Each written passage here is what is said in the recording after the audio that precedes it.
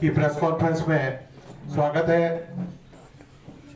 आज इस पत्रकार वार्ता को अखिल भारतीय कांग्रेस कमेटी के प्रवक्ता ठियोग के विधायक आदरणीय कुलदीप सिंह राठौर जी, हिमाचल प्रदेश सरकार में शिक्षा मंत्री एवं शिमला संसदीय क्षेत्र के इंचार्ज श्री रोहित ठाकुर जी, सीपीआईएम के वरिष्ठ नेता राकेश सिंह जी संबोधित करेंगे। इनके साथ डैश पर बैठे एचपी स्टेट कोऑपरेटिव बैंक के चेयरमैन श्री देवेंद्र श्याम जी, वन निगम के उपाध्यक्ष श्री केयर सिंह खाची जी, पूर्व में ठियोग से प्रत्याशी रहे राजेंद्र वर्मा जी, पूर्व में ठियोग से प्रत्याशी रहे दीपक राठौर जी, हिमाचल प्रदेश कांग्रेस कमेटी की महासचिव अनीता वर्मा जी, प्रवक्ता संगीता जी, हमारे ठियोग के चारों जोन के अध्यक्ष जिला परिषद के सदस्य उज्जवल मेहता जी, पूर्व में जिला शिमला कांग्रेस कमेटी के अध्यक्ष रहे सुधीर बैग जी, आम आदमी पार्टी से हमारे साथ इस अलायंस में मौजूद राकेश वर्मा जी, ठियोग के कांग्रेस पार्टी के जो भी ऑब्जर्वर है राजेश वर्मा जी, मैं आप सबका इस प्रेस कॉन्फ्रेंस में स्वागत करता हूं, अभिनंदन करता हूं। सर्वप्रथम आप सबको प्रदेश के शिक्षा मंत्री श्री रोहित ठाकुर जी संबोधित करेंगे। मैं बड़े अदब के साथ उनसे आग्रह करता हूं कि इस प्रेस कॉन्फ्रेंस को शुरू करें। श्री रोहित ठाकुर। सबसे पहले मैं सभी जो हमारे पत्रकार बंधु है, हमारे सहयोगी है, साथी है, चाहे वो प्रिंट मीडिया की बात हो चाहे इलेक्ट्रॉनिक मीडिया की बात हो, मैं आप सभी को संबोधित करता हूं। आज की प्रेस वार्ता में जैसा मुझसे पूर्व यहाँ पर हमारे मंडल कांग्रेस अध्यक्ष ने कहा, हमारी इंडिया अलायंस की जो निरंतर पूरे प्रदेश में राष्ट्र में हमारे जितनी भी हमारी प्रोग्रेसिव पार्टीज है, तख्तीशील पार्टियां हैं, जो धर्मनिरपेक्षता और साथ ही साथ लोकतंत्र में विश्वास रखती है, वो एक तरह से जो भारतीय जनता पार्टी का अनुशासन 10 वर्ष रहा है उसके लिए लामबंद हो रही है। और अगर हम हिमाचल प्रदेश की बात करें, 14 तारीख से 14 से जो हमारी प्रथम जो हमारी प्रदेश स्तर की जो प्रेस वार्ता हुई थी, जिसमें मेरे साथ राकेश सिंह जी जो हमारे सीपीएम के वरिष्ठ नेता है और 2 मर्तबा विधायक रहे, हमारे कॉमरेड भाग सिंह जी जो हमारे सीपीआई के प्रदेश के सेक्रेटरी है, सुरजीत ठाकुर जी जो आम आदमी पार्टी के प्रदेश के संयोजक है, और अन्य भी इन भिन्न भिन्न पार्टीज के जो हमारे वरिष्ठ नेता थे, उनकी उपस्थिति में प्रदेश में मैं समझता हूँ ये हमारा मोर्चा लामबंद हो एक मुहिम प्रारंभ हो चुकी थी। और उसके बाद निरंतर हमारा अभियान काफी समन्वय के साथ पूरे हिमाचल प्रदेश की चारों आपकी लोकसभा की सीटें और 6 जगह जहां आपके बाई इलेक्शन हो रहे हैं, वो मैं समझता हूँ एकजुटता के साथ हम अपने लक्ष्य की ओर जा रहे हैं। उसी क्रम में आज हमारे ठियोग विधानसभा क्षेत्र का हमारा जो इंडिया अलायंस है उसके तहत ही आज मेरे साथ हमारी पार्टी के वरिष्ठ नेता जो प्रदेश के हमारे पूर्व में अध्यक्ष रहे और वर्तमान में एआईसीसी के स्पोक्स पर्सन है कुलदीप राठौर जी, राकेश सिंह जी जो हमारे सीपीएम के वरिष्ठ नेता है और आप 2 मर्तबा विधायक रहे, और साथ ही साथ जो हमारे पूर्व में कांग्रेस पार्टी के 2 विधानसभा क्षेत्र से प्रत्याशी रहे, जिसमें हमारे राजेंद्र वर्मा जी, दीपक राठौर जी, हमारे चेयरमैन जिनका संबंध आपके ठियोग विधानसभा क्षेत्र से है, जिसमें केयर सिंह खाची जी जो हमारे कॉर्पोरेशन के वाइस चेयरमैन है, देवेंद्र श्याम जी जो हमारे कोऑपरेटिव बैंक के चेयरमैन है, और इनके अलावा भी हमारे जो मंडल के प्रधान हैं हमारे कंवर जी और हमारे जोन के अध्यक्ष, यहाँ पर हमारे प्रदेश कांग्रेस कमेटी के हमारे अन्य जो हमारे ठियोग विधानसभा क्षेत्र से बहन वनीता जी, हमारी यहाँ पर आशा कंवर जी, मैं ये इनको भी मेरे साथ इस प्रेस वार्ता मेरा सहयोग करेंगे।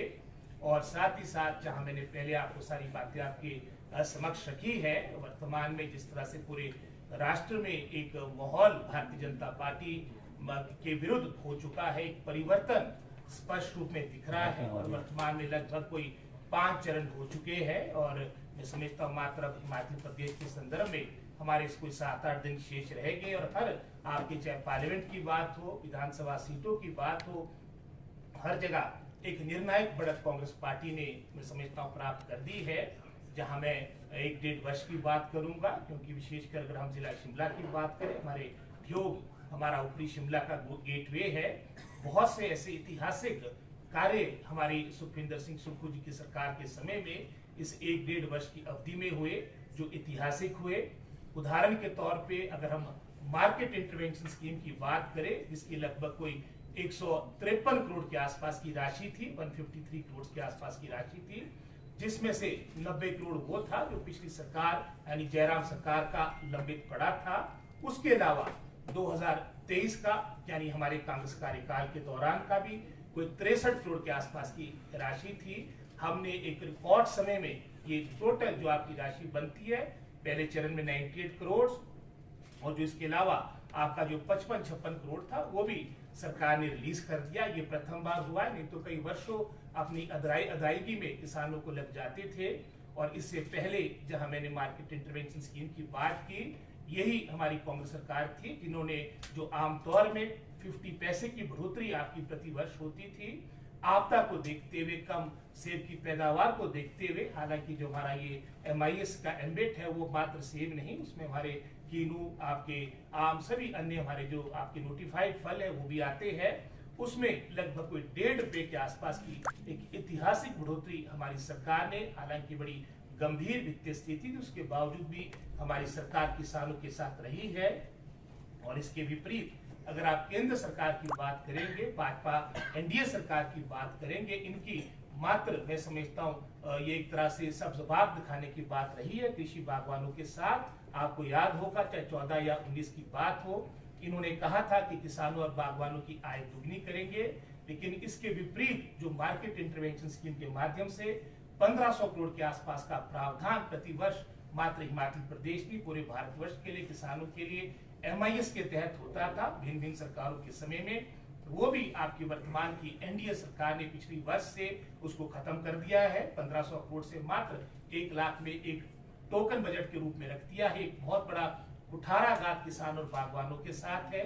जहां मैं अपनी सरकार की बात कर रहा था, फफूंदनाशक, कीटनाशक यानी इंसेक्टिसाइड, फंगिसाइड, जो कांग्रेस सरकार के कार्यकाल के दौरान आपको अनुदान पे, जो सब्सिडी पे हमारे लघु और सीमांत किसान को दवाइयां मिला करती थी, वो जयराम सरकार के कार्यकाल के दौरान उसको रोका गया था। उसको हमने पुनः प्रारंभ किया है। वजन के आधार पे हमारे सेब का, हमारे उत्पाद की बिक्री हो, ये भी ऐतिहासिक फैसला हमारी सरकार, कांग्रेस सरकार ने लिया है। यूनिवर्सल कार्टन, ये भी लंबे समय से किसानों की मांग रही थी। इस पर भी मैं समझता अपनी सहमति दर्शा के हमारी सरकार ने ये स्पष्ट रूप में दर्शाया कि हम किसान और बागवानों के साथ है। जगह जगह CA स्टोर खुले, ये भी सरकार की योजना, जो आने वाले समय में आपको धरातल पे सारी बातें दिखेगी। इसके विपरीत जहां मैंने मार्केट इंटरवेंशन स्कीम की बात आपके साथ साझा की, साथ ही साथ जो हमारे मोदी जी ने चाहे 14 का चुनाव था, चाहे 2019 का चुनाव था, इन्होंने यही शिमला तक के सुजानपुर में भी उनको सेब याद आया था। प्लेटफॉर्म से आप जितने भी मैं समझता उस वक्त के उस दिन के अखबार है आप पढ़ेंगे, स्पष्ट रूप में कहा था कि इंपोर्ट ड्यूटी को हम 3 गुना करेंगे, एप्पल को स्पेशल कैटेगरी में लेंगे। लेकिन इसके विपरीत जब जनता जनार्दन ने हिमाचल प्रदेश की कई लाखों से इनके प्रत्याशी को जिताया और पिछले चुनाव में 2019 में तो मैं समझता हूँ सबसे बड़ा रिकॉर्ड हमारे प्रदेश में बना था, लेकिन कार्य उसके विपरीत हुआ। 70% से आपका एक समय वो भी था, आपका 35% पे आपकी इंपोर्ट ड्यूटी डाली थी। वर्तमान में क्योंकि चुनाव में 50% पे ले आया है और अभी भी वर्तमान में लगभग कोई 44 देशों से मैं समझता हूँ यहाँ पर आपका रिकॉर्ड तोड़ इंपोर्टेड सेब आ रहा है, जिसके कारण बड़ा प्रतिकूल असर हमारे किसान और बागवानों पर पड़ा, विशेषकर जिन्होंने अपना सेब कोल्ड स्टोर किया था उनको बहुत नुकसान हुआ है। ये भी एक बहुत मैं समझता हूँ महत्वपूर्ण विषय है जो हमारे क्षेत्र से जुड़ता है। चाहे ओपीएस की बात हो, गंभीर वित्तीय स्थिति थी, उसके बावजूद भी आपने ओपीएस प्रदेश के कर्मचारियों को 1,36,000 इनकी संख्या बनती उनको देना एक ऐतिहासिक फैसला था। और इन्होंने इसके विपरीत जैसे राजस्थान में इनकी सरकार आई, इनका पहला कार्य था कि ओपीएस को बंद करे। और मुझे पूर्ण विश्वास है, क्योंकि और भी कई इश्यूज हैं जिसमें हमारे कुलदीप राठौर जी, सिंघा साहब सारी बातें आपके समक्ष रखेंगे। मैं सुधीर बहक जी का, जो हमारी पार्टी के वरिष्ठ नेता है, पूर्व में हमारे जिला के अध्यक्ष रहे तो मैडम स्टोक्स के समय, और वो भी यहाँ पर आए, उनको भी मैं आदर के साथ संबोधित करता हूँ। धन्यवाद। अब राठौर की बात रखें।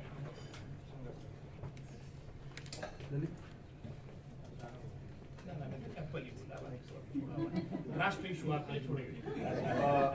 एक दफा पुनः आपका स्वागत। आप सब जानते हैं कि इंडिया का गठबंधन देश के पैमाने पर और हिमाचल प्रदेश के पैमाने पर देश के संविधान को बचाने के लिए और हिमाचल प्रदेश में हिमाचल प्रदेश के अस्तित्व को बचाने के लिए यह गठित किया गया है। मैं सिर्फ 5 बातें आपसे शेयर करना चाहता हूं। पहली बात कि हिमाचलता ये और बीजेपी ये कॉम्पैटिबल नहीं है। जो नेचुरल फॉर्म है इसकी कॉम्पैटिबिलिटी नहीं है। जब से हिमाचल प्रदेश का गठन हुआ, जनसंघ और बाद में भारतीय जनता पार्टी स्टेटहुड के समय से इसका दृष्टिकोण ये था कि उसको हिमाचल प्रदेश को ठोड मारना चाहिए। और उस समय से लेकर अभी तक अगर हम इतिहास को ट्रेस करें तो बीजेपी और हिमाचल प्रदेश की कॉम्पैटिबिलिटी नहीं है। और इसीलिए इसको जनता ने इस चुनाव में नकार दिया है। They are going to lose all 4 Lok Sabha seats and the 6 assembly seats in Himachal Pradesh. अब आप मेरे से पूछेंगे कॉम्पैटिबिलिटी कहाँ नहीं है। कॉम्पैटिबिलिटी यहाँ नहीं है कि जो हमारे हिमाचल प्रदेश के आय के स्रोत थे, उन आय के स्रोत पर दिल्ली की सरकार जो भारतीय जनता पार्टी की है उन्होंने पूरा का पूरा ग्रहण लगा के रखा। आप जानते हैं कि जो हमारे फॉरेस्ट का वेल्थ है, जो हमने एक किस्म से पूरे देश के लिए सरेंडर किया है, और बार बार इस प्रश्न को केंद्र सरकार पिछले 10 सालों में केंद्र सरकार के सामने इस प्रश्न को उठाते रहे कि हम अपने वेल्थ को का तो दोहन नहीं कर सकते हैं, लेकिन आप उसके एवज में हमें दे। लेकिन भारतीय जनता पार्टी ने इस विषय को लेकर नकारात्मक रवैया मोदी साहब और शाह साहब का रहा और कोई भी डेवोल्यूशन नीचे नहीं किया। यही नहीं, आप जानते हैं कि हिमाचल प्रदेश का विकास तब संभव है जब यहाँ की आर्थिकी आगे जाएगी, और वो है सेब। और सेब पर जो रोहित जी ने कहा है उसे अधिक मैं ऐड नहीं करना चाहता हूं, लेकिन इतना जरूर कहना चाहता हूं इसकी भी कॉम्पैटिबिलिटी शुरू से नहीं रही। 1989 में हमने सपोर्ट प्राइस जो फार्मर को दिया, हिमाचल प्रदेश की सरकार ने किसान के प्रेशर के आधार पर वो 1 रुपी 85 पैसा सॉरी 2 रुपीज 85 पैसा दिया गया था। लेकिन 1990 में जिस समय शांता जी की सरकार आई, उसको 1.5 रुपया में ये तब्दील किया गया था, रिड्यूस किया गया था। और जैसे मैंने शुरू में कहा, वो कॉम्पैटिबिलिटी जब नहीं होती है तो उथल पुथल होती है। आप सब जानते हैं जो यहाँ सेब पैदा करने वाले हैं कि डोडीन के साथ कोई दूसरी जो फंजिसाइड कॉम्पैटिबल नहीं होती है उसका रिएक्शन हो जाता है, या आप जब पोटैश करते हैं दूसरी उसके साथ करेंगे उसका भी रिएक्शन हो जाता है। तो वो भारतीय जनता पार्टी आती रही होगी, लेकिन जितनी दफा आई उसने उथल पुथल करके दिया है, क्योंकि वो नॉर्मल कोर्स में नहीं आगे वो विकास हो पाता है, और इसलिए वो अपीवल्स रहे हैं। और इसलिए हम आज मतदाता को अपील भी करना चाहते हैं और रिमाइंड भी करना चाहते हैं कि बिल्कुल करेक्ट है कि 5th फेज के वोटिंग के बाद बहुत परिवर्तन आने वाला है, और कहां आ रहा है उसको भी आप समझो, और हिमाचल के घटनाक्रम से आप जोड़ो। जहां जहां मोदी साहब ने प्रयत्न किया और शाह साहब ने प्रयत्न किया सरकारों को बेदखल करने के लिए, जो बेसिक डेमोक्रेसी हमारी है, इलेक्टेड जो पार्लियामेंट्स हैं, असेंबलीज हैं, जब आप उनको डिस्टेबलाइज करने की कोशिश करेंगे उसका एक बड़ा रिएक्शन, ये महाराष्ट्र के अंदर रिएक्शन आ रहा है। और उनकी स्ट्रेंथ आप नोट कर दें, मैं लिख के देने के लिए तैयार हूं, एफर्डेविट देने के लिए तैयार हूं, उनकी स्ट्रेंथ 20 से नीचे आने वाली है। वाई? उन्होंने वो जो पुरानी पार्टियां थी, चाहे ये एनसीपी थी चाहे शिवसेना थी, उनका दो फाड़, और उसका सारा क्या, वो जो इलेक्ट्रल बॉन्ड ने उनके जो नंगा कर दिया है सुप्रीम कोर्ट ने, उनको बेदखल वो बिल्कुल बेनकाब कर दिया है उनको, कि जो नारा दिया करते थे ना खाऊंगा ना खाने दूंगा, they have been thoroughly expose, thoroughly. और जो ये वही नहीं, आप बिहार का देख ले, वहां भी मतदाता उनको एक वो सबक सिखा रहे हैं। वही प्रयत्न हिमाचल प्रदेश में उन्होंने किया, जब से जो कांग्रेस के विधायक है उनकी खरीद फरोख्त करने के जो प्रयत्न किए, उसका एक ट्रेमेंडस रिएक्शन पीपल के अंदर, not only in Himachal Pradesh लेकिन अक्रॉस दी कंट्री। इसके लिए मैं बहुत खुश हूं। मैं समझता था कि शायद हिमाचल प्रदेश के अंदर ही ये एक इस प्रकार की मानसिकता बची है, लेकिन this is across the board. इसलिए हम वी आर डिटरमिन्ड कि ये जो अलायंस है, ये अलायंस इकट्ठा मिलके मतदाता के पास भी जाएगा, और इकट्ठा मिलके जो इश्यूज हिमाचल प्रदेश के विकास के लिए है और जो इश्यूज हिमाचल प्रदेश को आगे ले जाने के लिए है, उनको हम कॉमन तरीके से मतदाता के सामने रख रहे हैं। जब इस बात का मैं कह रहा हूं, तो मैं इस बात का भी मुझे कहना है कि ये सिर्फ नारा एक देश एक चुनाव नहीं है। नारा अब ये बन गया है मोदी साहब का, एक देश एक नेता। ये सिर्फ विपक्ष के नेता की बात नहीं मैं कह रहा हूं कि उन्होंने उन पर आक्रमण किया है, चाहे वो केजरीवाल साहब पर किया है या आपके ये सुरेन साहब पर किया है ना, जो झारखंड के ये मुख्यमंत्री थे। लेकिन within their own party also they have not tolerated, whether it was the former chief minister of Madhya Pradesh और ये विजय राज, ये क्या कहते हैं, वसुंधरा राज, जो ये राजस्थान की इनकी नेता रही है, उनको भी कट टू साइज किया गया है। तो इसीलिए he is heading towards that. और इसलिए जब सुप्रीम कोर्ट ने कहा कि इलेक्शन कमीशन क्या होगा, वो निष्पक्ष होना चाहिए, डेमोक्रेसी तब इस देश में होगी। Most important pillar of democracy parliament है, असेंबलीज है, और उसके लिए प्लेन लेवल प्लेन ग्राउंड होना चाहिए।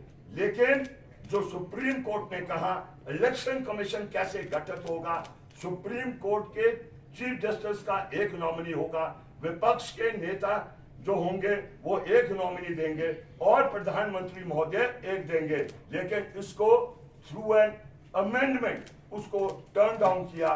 तो इंटेंशंस आर वेरी क्लियर, चाहे वो इलेक्शन कमीशन हो, चाहे वो ईडी हो, चाहे वो इनकम टैक्स हो, all these organs of the state जिसका ऑटोनमस नेचर हमारा संविधान कहता है, उसको रखना है, उस पर आक्रमण है। और इसीलिए ये जो जॉइंट अलायंस है ये फील करता है this is an exceptional election after independence. कैसा इलेक्शन है? ऐसा इलेक्शन है कि जिसमें इस संविधान को बचाना बहुत अनिवार्य हो गया है. It is not only the need of the different political parties that exist in the country, लेकिन ये need है people of this country का. ये संविधान राष्ट्रीय मुक्ति आंदोलन की धार ने बनाया है, कुर्बानियों से बना है, और वो आपके अंबेडकर साहब ने उसका वो हेड कर उसको बनाया है. लेकिन आज बड़े दुख से हमें कहना पड़ रहा है, सिर्फ उसको खत्म करने का कार्य नहीं कर रहे हैं, लेकिन जो हमारे देश के अंदर जो पिछड़ी हुई क्या कहते हैं जातियां हैं और आपकी ये वो है, उसको वो रिप्लेस करना चाहते हैं, उसकी जो उसको रिजर्वेशंस थी उसको खत्म करना चाहते हैं, क्योंकि उनका कोर जो वोटर है और वो कोर जो उनकी पार्टी का है वो ऊपरी जाति के लोग हैं. माफ करिए जब मैं ऐसी व्याख्या कर रहा हूं, लेकिन मुझे आप गलत नहीं समझना, और इसलिए वो इस संविधान को समाप्त करना चाहते हैं. And this alliance stands for saving this constitution, saving this country, saving the people. And आखिरी बात मैं ये कहना चाहता हूं, इनका डीएनए, बीजेपी के वालों का डीएनए देख लीजिए, और इनका डीएनए इस प्रकार का है जो एंटी पीपल है, एंटी हिमाचल प्रदेश है, एंटी दलित है, एंटी फार्मर है. वो पिछले 10 इयर्स ने ये सिद्ध कर दिया है. जब इनका इम्तिहान हुआ वो ये साबित हुआ है ये प्रो पीपल कहीं रहे नहीं है. और इसलिए आज अगर हिमाचल प्रदेश का अस्तित्व को बचाना है, बैटल को आगे ले जाएंगे, and on all 4 seats we are going to defeat them, including the 6 वो असेंबली कॉन्स्टिट्यूंसीज. ये राइटिंग ऑन द वॉल बहुत क्लियर है. इतनी ही बात मैं आपसे शेयर करना चाह रहा था. बहुत बहुत शुक्रिया, बहुत बहुत धन्यवाद.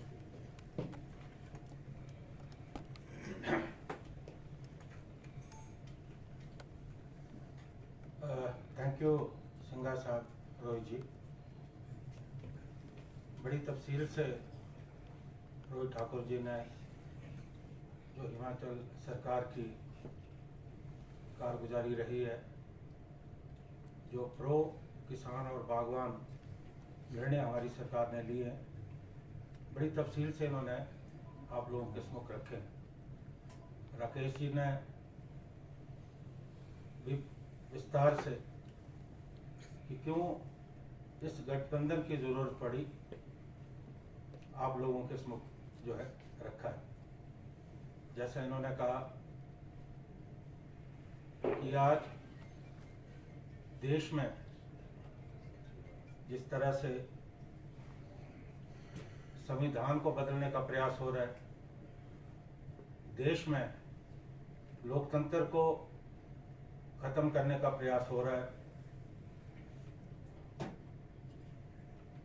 इन नीतियों के खिलाफ, इस भाजपा की सोच के खिलाफ देश में तमाम ऐसे दल जो संविधान की रक्षा करना चाहते हैं, जो देश के धर्म निरपेक्ष स्वरूप को कायम रखना चाहते हैं, तमाम ऐसे दल इंडिया अलायंस के रूप में इकट्ठे हुए. और आज जब 5 चरणों के चुनाव पूरे हो चुके हैं, इंडिया गठबंधन बहुत मजबूती से आगे बढ़ रहा है. अगर आप प्रधानमंत्री जी की शारीरिक भाषा देखेंगे, उनकी भाषा शैली जो आजकल वो इस्तेमाल कर रहे हैं, उस पर नजर रखेंगे तो कहीं ना कहीं हताशा और निराशा साफ तौर पे इंगित हो रही है. 10 वर्ष का शासन एनडीए का रहा इस देश में, लेकिन देश पीछे हटा. जब पिछला चुनाव था उस समय भी बहुत से प्रश्न थे जो अनसुलझे रह गए. बेरोजगारी की बात थी, प्रधानमंत्री जी ने 2 करोड़ युवाओं को हर साल रोजगार देने की बात कही थी. आज तो 10 साल हो गए, कायदे से 20 करोड़ रोजगार बनते हैं, लेकिन लाखों युवाओं की छटनी हो गई, कहीं रोजगार मिले नहीं. पिछले बार नारा था बहुत होगी महंगाई की मार, अब की बार मोदी सरकार। आप देख रहे हैं कि लगातार महंगाई बढ़ रही है। खाने पीने की वस्तुएं आम लोगों की पहुंच से बाहर हो रही। डीजल और पेट्रोल के दाम लगातार बढ़ रहे हैं।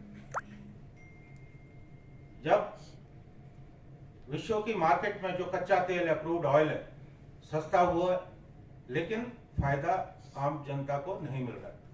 उसी तरह जीएसटी, जिसे गब्बर सिंह टैक्स राहुल गांधी जी कहते हैं,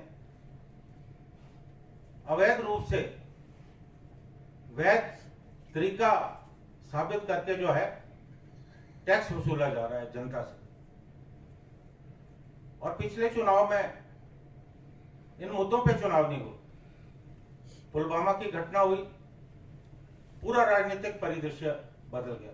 उसके बाद बालाकोट, और आज तक 10 वर्षों में ये हमें पता नहीं चल पाया कि बालाकोट की घटना के पीछे कौन जिम्मेवार था।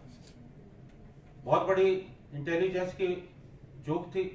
अगर विश्व में कोई और देश होता तो प्रधानमंत्री और गृह मंत्री जो है त्याग पत्र देने के लिए मजबूर हो, लेकिन उस घटना का इन्होंने इस्तेमाल किया और देश में जो है ऐसा माहौल बनाया कि चुनाव जीत। और आज इन मुद्दों पे चुनाव नहीं हो रहे। महंगाई का मुद्दा कहीं नहीं, बेरोजगारी का मुद्दा कहीं नहीं, करप्शन चरम सीमा पे। आज जो बड़े बड़े उद्योगपति हैं देश में, 4 या 5, पूरा धन का संचय उनके हाथों में हो रहा है और ये सरकार मूकदर्शक बन के बैठी है। और एक बहुत बड़ा घोटाला, मैंने प्रेस कॉन्फ्रेंस में आपसे जिक्र किया था पूरे तर्कों के साथ, जो इलेक्टोरल बॉन्ड का है वो सामने आया।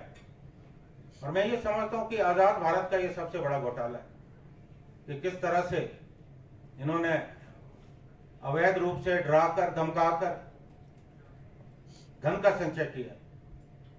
आज पूरे देश में हर जिला में इनके आलीशान दफ्तर बन रहे। दिल्ली का जो दफ्तर है वो तो 5 सितारा होटल से भी बढ़कर है। ये पैसा कहां से आ रहा है, ये एक मूलभूत प्रश्न है। आम जनता परेशान है और आज भी बार बार जिक्र होता है कि मोदी साहब की गारंटियां, कौन सी गारंटी इन्होंने पूरी की है।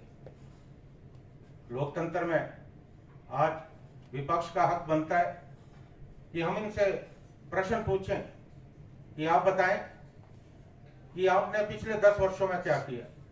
हमारे इंडिया गठबंधन के सभी साथी इकट्ठे और मजबूती से इंडिया गठबंधन आगे बढ़ रहा है। और प्रधानमंत्री जी, क्योंकि सूचना तंत्र उनके पास है, उन्हें निश्चित तौर पे सूचनाएं मिल रही है कि एनडीए लगातार पिछड़ता जा रहा है।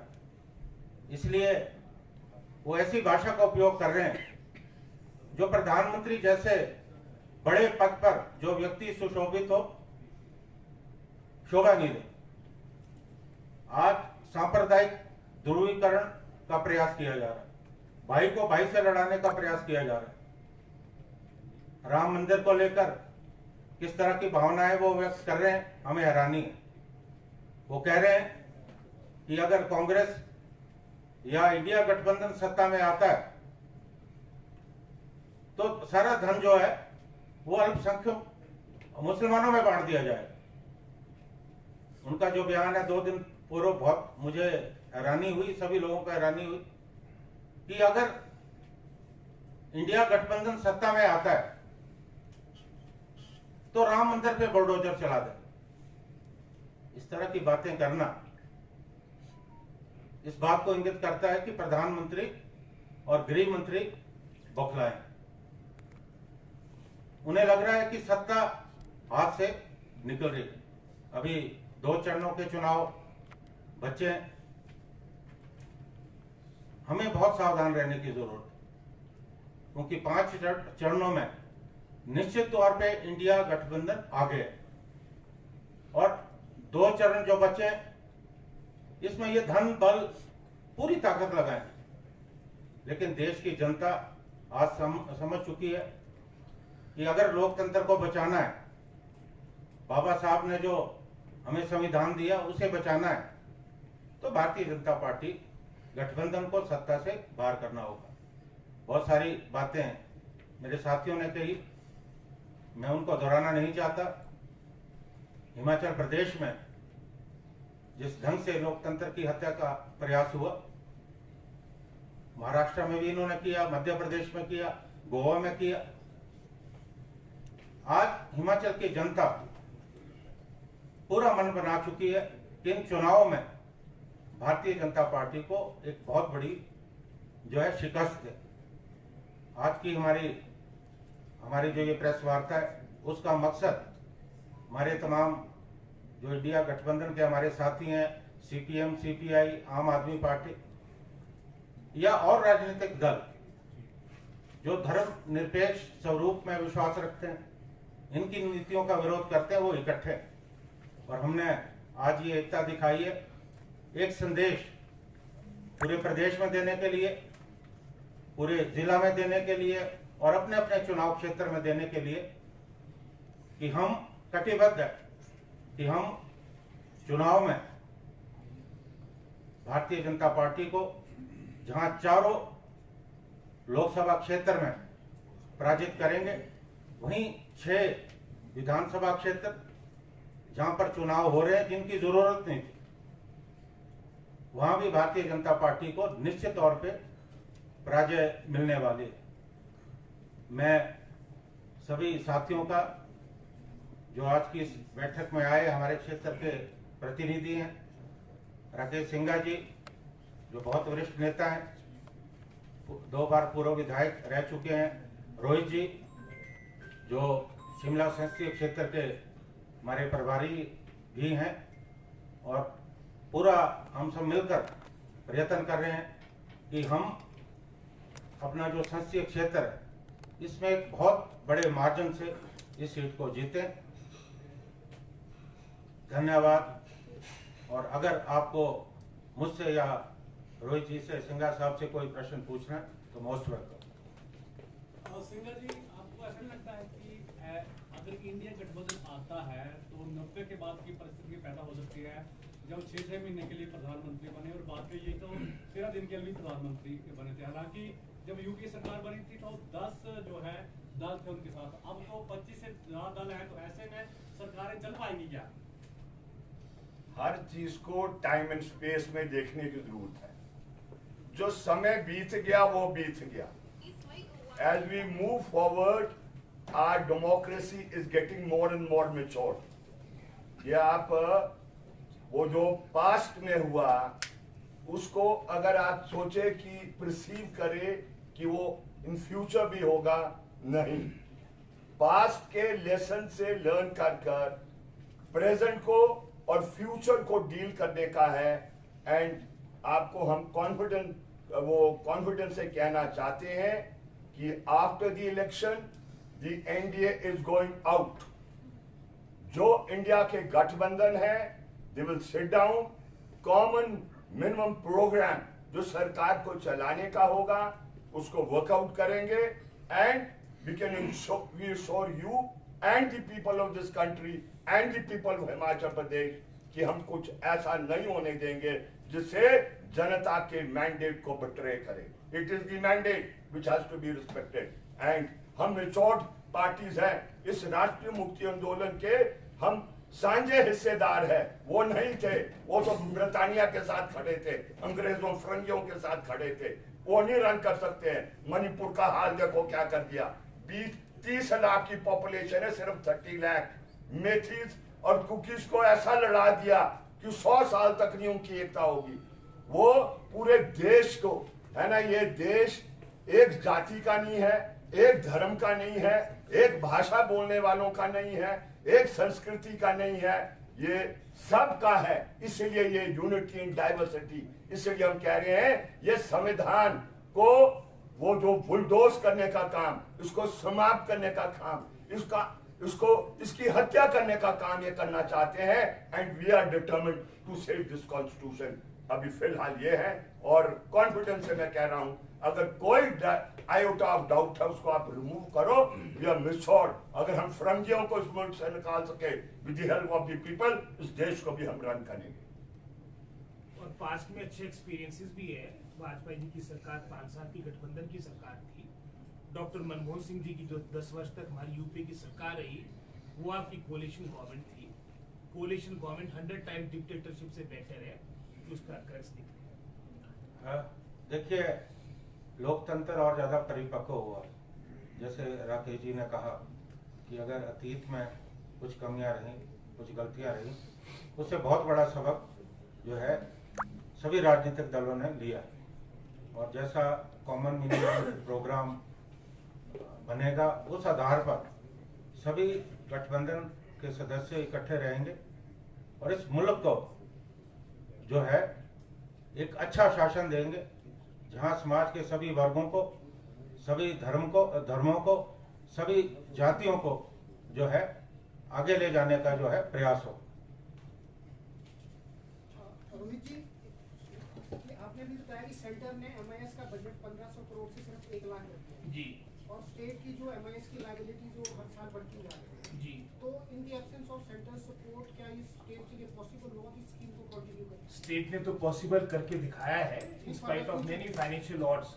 लगभग कोई 153 करोड़ लगभग ये समझो आप 14 महीने के अंदर हमने दिया, जिसमें से 90 करोड़ के आसपास की लायबिलिटी वो थी जो प्रीवियस बीजेपी गवर्नमेंट की थी। हमारा तो 60 करोड़ के आसपास का पैसा था, वो हमने दिया, भविष्य में भी देंगे। फार्मर्स हमारी कम्युनिटी हमारी पहली प्राथमिकता है। Any more question please. मैं इस पत्रकार वार्ता में हमारे बीच आई जिला महिला कांग्रेस कमेटी की अध्यक्ष वनीता वर्मा जी और प्रदेश सचिव आशा कंवर जी का भी स्वागत करता हूं। साथ ही इंडिया अलायंस के सभी वरिष्ठ नेतागण का धन्यवाद करता हूं।